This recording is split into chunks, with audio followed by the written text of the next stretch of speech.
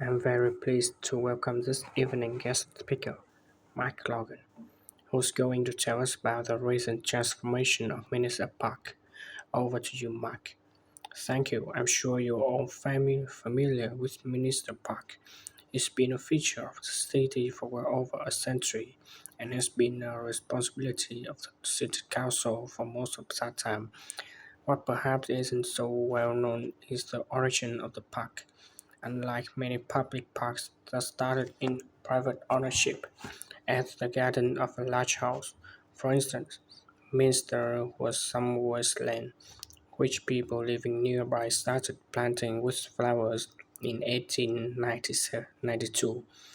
It was unclear who actually owned the land, and it wasn't settled until 10 12 years, 20 years later when the council took possession of it.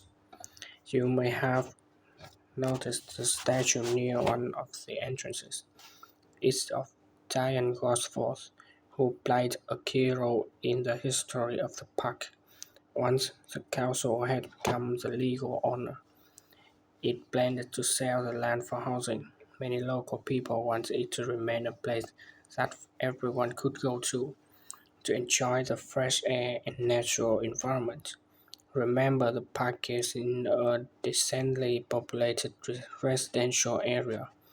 Diane Gosforth was one of those people, and she organized petitions and demonstrations, which eventually made the council change its mind about the future of the land. Soon after this, the First World War broke out in 1914, and most of the park was dug up and planted with vegetables, which was sold locally.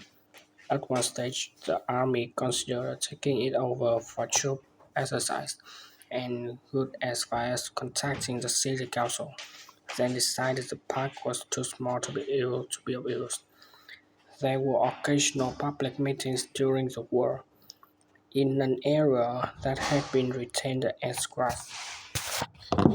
After the war, the park was turned back more or less to how it had been before 1914 and continued almost unchanged until recently.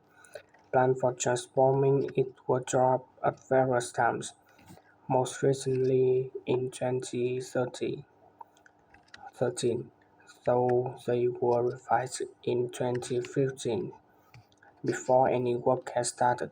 The changes finally got going in 2016 and were finished on schedule last year.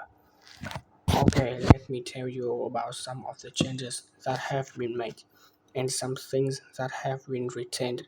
If you look at this map, you will see the familiar outline of the park, with the river forming the northern boundary and a gate in each of the other three walls. The statue of John Gosford has been moved. It used to be close to the south gate, but is now immediately to the north of the lily pond and almost in the center of the park, which makes it much more visible.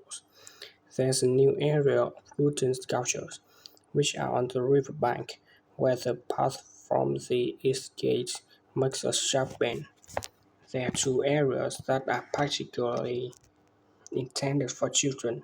The, play- the playground has been enlarged and improved, and thus between the river and the path that leads from the pond to the river.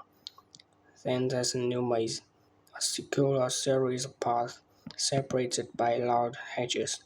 That's near the west gate. You go north from there towards the river and then to the left to reach it. There have been tennis courts in the park for many years, and they've been doubled from 2 to 8. They're still in the southwest corner of the park, where there's a right angle bend in the path. Something else I'd like to mention is the new fitness area. It is right next to the little pond on the same side as the west gate. Now, as your own gardeners, I'm sure you would like to hear about the plants that have been chosen for the park.